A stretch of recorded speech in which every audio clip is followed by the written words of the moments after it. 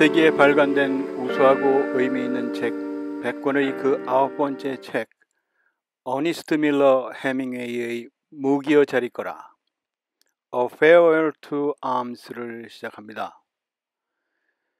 전쟁에서의 죽음은 개죽음이라고 전쟁의 무고하고 잔혹함을 지적한 종군 기자회다. 작가인 허밍웨이의 대표작 무기여 자리거라 A Farewell to Arms 속으로 빠져보도록 하겠습니다.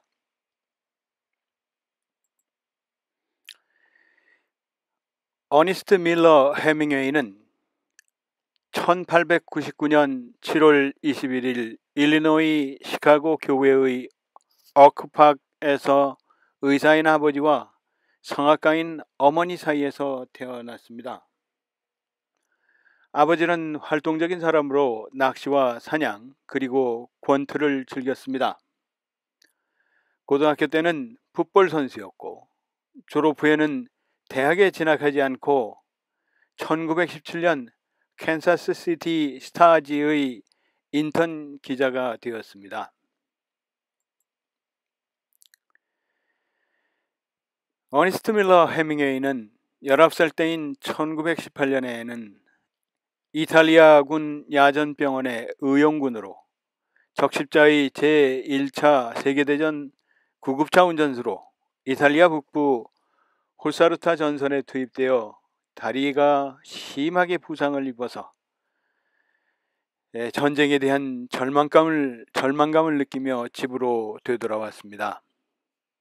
이런 전쟁 경험들은 소설 무기여 자리거라의 기초를 형성하였습니다. 전쟁 이후 캐나다 토론토에서 토론토 스타즈의 자유기고 기자를 지냈고 특파원으로 파리로 건너가서 거트루드 스타인, 이 파운드 등과 사귀면서 소설을 집필하기 시작했습니다. 어니스트 밀러 해밍웨이는 1921년에 그의 4명의 아내 중 첫 번째인 헤들리 리처드슨과 결혼을 하였습니다. 부부는 그가 해외 특파원으로 근무했고 1920년대 근대주의적 작가와 미술가들의 잃어버린 세대 외국인 커뮤니티의 영향을 받았었던 파리로 이사를 갔습니다. 그리고 1923년에 3편의 단편과 10편의 시를 출판한 것을 시작으로 1924년 단편집 우리들의 시대, 그리고 1926년 봄의 분류와 해밍웨이의 첫 소설이자 밝은 남극의 햇빛 아래 전쟁에서 상처를 입은 사람들의 메마른 허무감을 그린 태양은 다시 떠오른다를 발표했습니다. 어니스트 밀러 해밍웨이는 1927년 그가 헤들리 리처드슨과 이혼한 후에 해밍웨이는 여성 잡지 보그의 유럽 편집장인 폴린 파이퍼와 재혼했습니다. 폴린 파이퍼는 미국 알칸소주의 부호 집안의 딸이었고 진실한 로마 카톨릭 신자였습니다. 그래서 해밍웨이는 결혼 전에 카톨릭으로 개종을 했습니다. 그와 폴린 파이퍼는 스페인 내전에서 해외 특파원 생활을 마친 후에 이혼을 했고 1929년 전쟁의 혐오와 비련을 테마로 한 전쟁 문학의 걸작이라 평가받는 장편소설 이 무기여 자리거라 A Farewell to Arms를 완성하면서 많은 관심을 받게 되었습니다. 어니스트 해밍웨이는 1930년도에 플로리다주에 있는 키 웨스트에 거주했고 그곳에서 아버지가 자살했다는 소식을 듣고는 큰 충격을 받았습니다. 1936년 스페인 내전이 발발하자 해밍웨이는 북아메리카 신문 연맹 통신의 종근 기자로 또다시 스페인에 가게 됐습니다. 하루는 다른 두 기자와 함께 전선에서 가까운 곳을 운전하며 지나고 있었습니다. 이 차량은 두 개의 백기를 달고 있었습니다. 그러나 스페인 반군은 그 차량이 적군의 장교를 태우고 있는 것으로 오해를 하고 총탄 세례를 퍼부었습니다. 그 와중에 해밍웨이는 구사일생으로 죽음을 면했습니다. 어니스트 밀러 해밍웨이는 1940년 스페인에서 만난 기자 겸 작가인 마서 캐른과 그의 세 번째의 결혼을 하게 되었습니다. 2차 세계대전이 발발하자 해밍웨이는 또다시 종군 기자로 유럽 전선에 파견됐습니다. 가디언이 2009년에 보도한 바에 의하면 해밍웨이는 KGB를 위해서 일하며 아르고라는 암호명으로 불렸다고 합니다. 스탈린 시절에 해밍웨이가 미국 내의 KGB 정보원 목록에 올라와 있었다고 주장하는 예일대학 출판부의 간첩들, 미국 내 KGB의 흥망선쇠 Spies, the Lies and Fall of the KGB in America라는 책에 대해서 그걸 바탕으로 그 기사에서 주장을 했습니다. 이 책에서 입수한 문서에 따르면 해밍웨이는 1941년에 KGB에 채용되었고 적극적으로 협조할 의사가 있었으나 유용한 정보를 제공한 적은 없다고 합니다. 해밍웨이가 장난으로 했기 때문인지 아니면 간첩 활동 능력이 떨어져서인지는 전혀 알 수가 없습니다. 그러나 KGB 간첩을 했다는 것은 사실입니다. 어니스트 밀러 해밍웨이는 2차 세계대전 도중에 그가 런던에서 타임즈 기자인 멜리 웰시를 만난 후에 1945년 마서 캘른과 정식으로 이혼을 했습니다. 해밍웨이는 노르망디 상륙작전과 파리 해방전투에 참여했습니다. 1952년에 노인과 바다를 출판하고 난 이후에 해밍웨이는 아프리카의 사파리로 갔습니다. 그는 그의 남은 생의 대부분을 통증과 나쁜 건강에 시달리게 했고 그를 거의 죽은 상태로 내몰은 비행기의 충돌 사고를 2번씩이나 당하기도 했습니다. 1940년부터 1950년대까지 쿠바에서 살았습니다. 그리고 1959년에는 아이다호주 촌구석에 있는 케첨 위에 지어진 집을 구입했습니다. 그리고 1961년 여름 신경쇠약과 피해망상 그리고 우울증 등 정신병에 시달리면서 강한 전기 충격요법 등으로 치료받던 그는 그 아이다호 촌구석에서 62세의 파란만장한 삶을 엽총 자살로 마감합니다. 하지만 비밀 해제된 FBI의 문서에 의하면 어니스트 밀러 해밍웨이는 1940년대부터 FBI의 감시 목록에 올라서 전화 도청과 편지 검열을 받았습니다. 말년에 해밍웨이가 FBI가 자신을 추적하고 있다며 주장했는데 주변에 있는 사람들은 모두 우울증으로 인한 엄청난 피해망상을 겪고 있는 것으로 오해를 했습니다. 그런데 그가 그렇게 주장했던 증언들은 사실 해밍웨이가 진짜로 FBI 감시 내용을 알고 있었다는 이야기로 다음과 같이 그 감시 내용을 생생하게 남기고 있습니다. 최악의 지옥이다. 정말이지 빌어먹을 지옥이었다. 그들은 모든 것을 도청했다. 그래서 우린 듀크의 차를 썼다. 내 차도 도청당했다. 모든 게 다 도청당했다. 전화도 쓸 수 없었다. 편지도 중간에 뜯어보았다. 작가 해밍웨이는 작품 노인과 바다로 퓰리처상, 아카데미상, 그리고 노벨문학상을 받았습니다. 그의 일대기를 쭉 읽다가 보면은 작가로서 갖출 작품 창작에 대한 욕구가 대단했었다는 사실을 찾는 것이 그다지 어렵지 않습니다. 전사는 개죽음, 전쟁을 꼬집은 기자 해밍웨이를 살펴보겠습니다. 아무튼 해밍웨이는 뛰어난 작가였을 뿐만 아니라 미국 사회 곳곳과 유럽의 전쟁터를 25년간이나 누빈 신문사 기자였습니다. 18살 때부터 지역 신문사의 수습기자 기자로 글쓰기를 시작한 이후에 400여 편의 기사와 칼럼을 남겼습니다. 그 기사와 칼럼들의 저널리스트로서의 경험들은 그를 뛰어난 작가로 만든 기반이었습니다. 그 중에서도 해밍웨이의 글쓰기에 가장 큰 영향력을 미친 것은 전쟁이었습니다. 그는 유럽 특파원으로 활동하며 1922년 그리스 터키 전쟁과 1936년 스페인 내전 등 20세기 초 각종 전쟁의 종군 기자로 참가했습니다. 그가 쓴 전쟁 기사 대부분은 반전 평화의 메시지를 담고 있습니다. 현대전에서는 당신의 죽음이 아름답지도 않고 의미도 없다.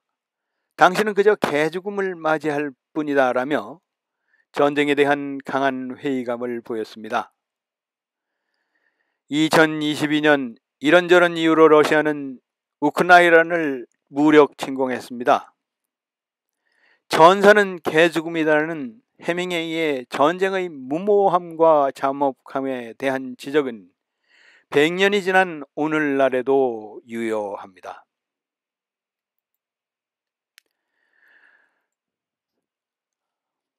어니스트 밀러 해밍웨이의 문학에 대해서 살펴보겠습니다. 어니스트 밀러 해밍웨이는 미국 육군 상사로 예편한 미국의 소설가이자 저널리스트입니다. 그의 모험의 삶, 그리고 대중적인 이미지가 후대에 영향을 미치는 동안 그의 실속 있고 절제된 방식은 20세기 소설에 강한 영향을 미쳤습니다. 그의 대다수 작품들은 미국 문화의 고전으로 여겨지고 있습니다. 해밍웨이는 그의 대다수의 작품을 1920년대 중반부터 1950년대 중반 사이에 발표했습니다. 그리고 1954년에 노벨 문학상을 수상했습니다. 그는 7개의 소설, 6개의 단편 소설 모음집, 그리고 2개의 비소설 작품들을 출판하였습니다. 3개의 소설과 4개의 단편 소설 모음집, 그리고 3개의 비소설 작품들은 그가 죽은 후에 출판되었습니다. 어니스트 밀러 해밍웨이는 일생 동안 몰두했던 문학의 주제는 전쟁이나 야생의 세계에서 나타난 극단적인 상황에서의 삶과 죽음의 문제, 인간의 선천적인 존재 조건의 비극, 그 운명에 맞닥뜨린 개인의 승리와 패배 등이었습니다. 본인의 삶 또한 그러한 상황에 역동적으로 참여하는 드라마틱한 일생이었습니다. 20살의 나이에 경험한 세계적 1차 세계대전은 비롯해서 스페인 내전과 터키 내전에도 참전했고 제2차 세계대전에는 쿠바 북부 해안 경계 근무에 자원했습니다.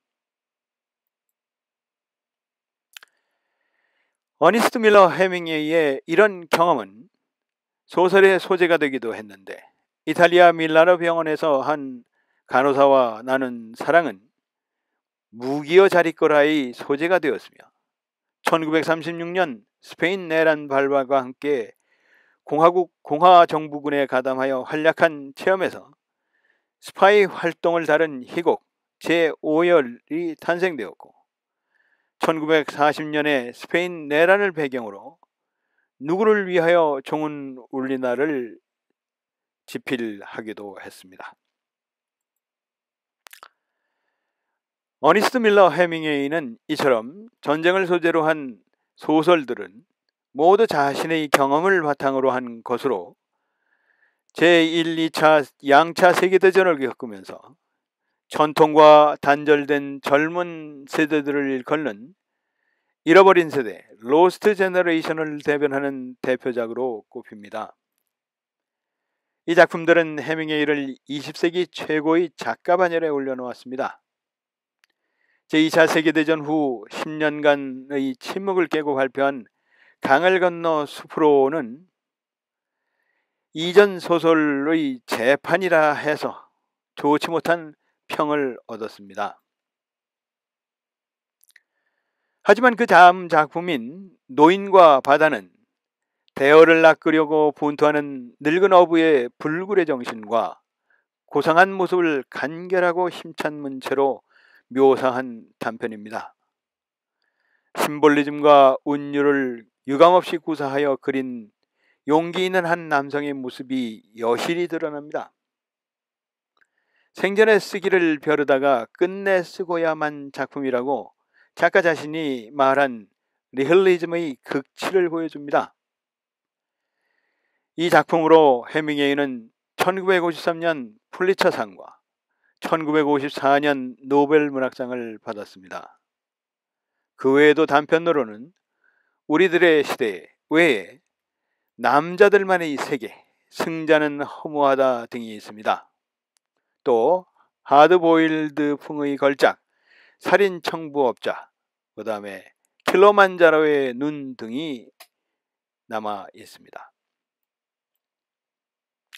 자, 그러면 무기여 잘 있거라, A Farewell to Arms를 살펴보도록 하겠습니다. 무기여 잘 있거라는 바로 해밍웨이의 대표적인 장편 소설입니다. 이 작품의 소재는 그가 직접 전쟁에 참전한 뒤에 그의 경험을 살려서 소설화한 작품이기도 합니다. 무기여 잘 있거라는 전쟁과 사랑에 관한 소설입니다.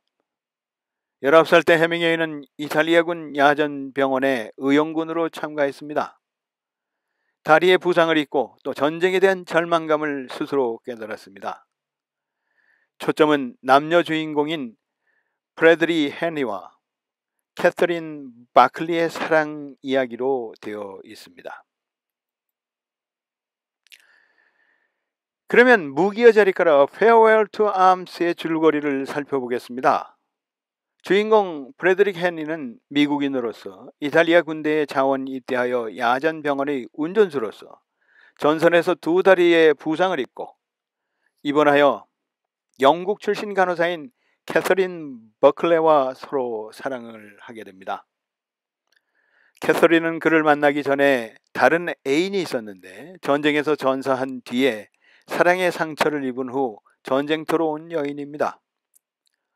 캐서린의 보살핌으로 헨리는 다시 회복되는데 그들의 사랑도 무르익어 그녀는 헨리의 아이를 임신합니다. 다시 부대로 복귀한 헨리는 전선에 재배치되지만 후퇴 명령을 받고 후퇴하던 중에 적의 공격으로 부대에서 이탈하게 되었다가 헌병부대에 체포돼서 부대 포기 탈영의 죄목으로 사형되기 직전에 탈출에 성공하여 캐서린을 찾아갑니다.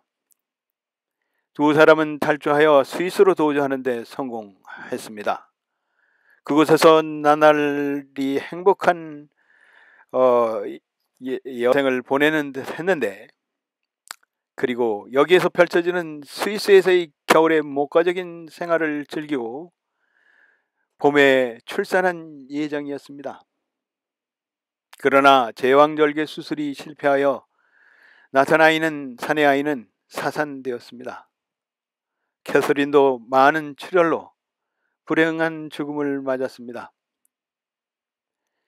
비를 맞으며 걷는 헨리의 장면에서 이 소설은 끝이 납니다.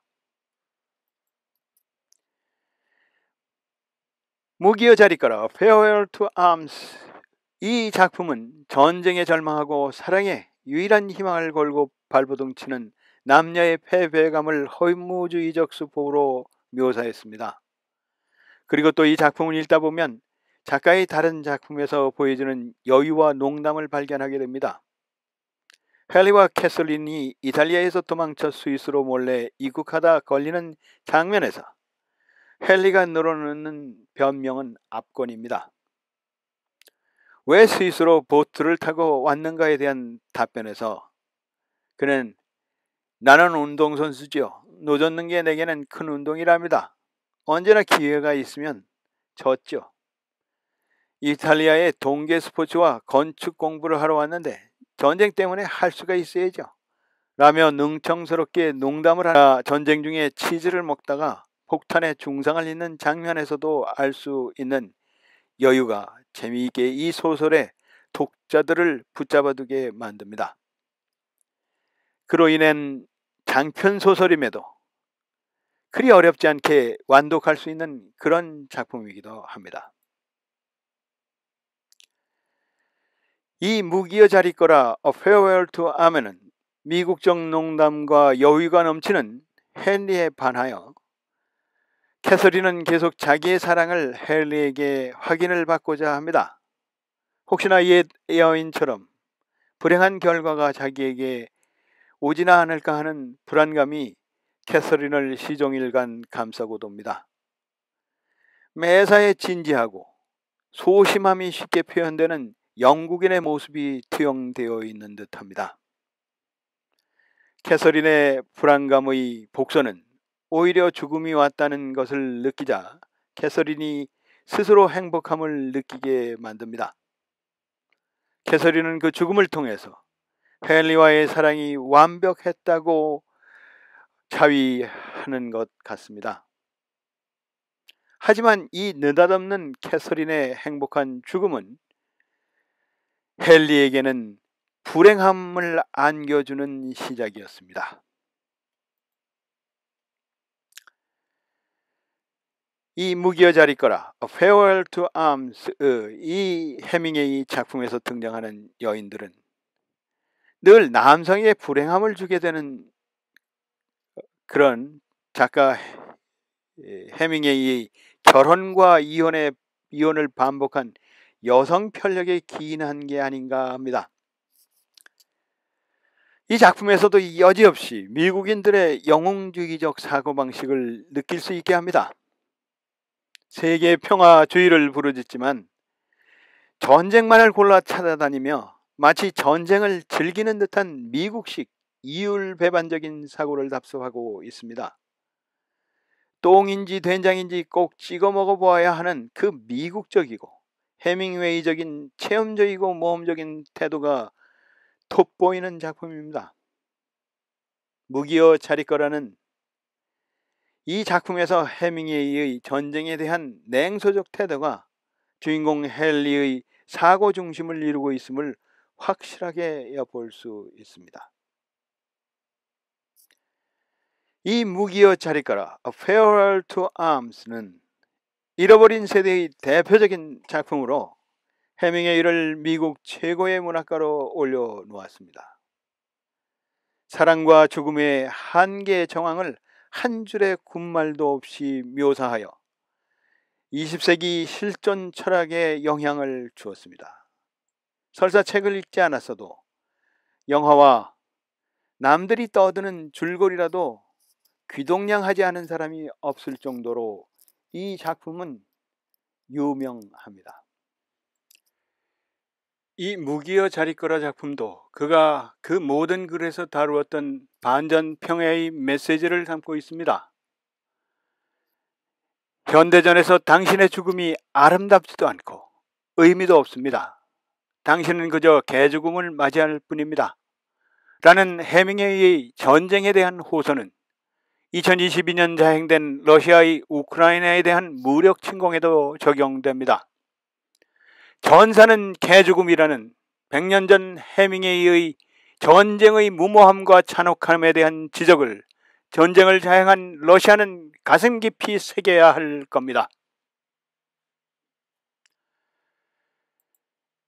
다음번 20세기에 발간된 우수하고 의미 있는 책 10번째 에리히 마리아 레마르크의 서부전선 이상 없다 All Quiet on the Western Front 편에서 뵙겠습니다. 감사합니다.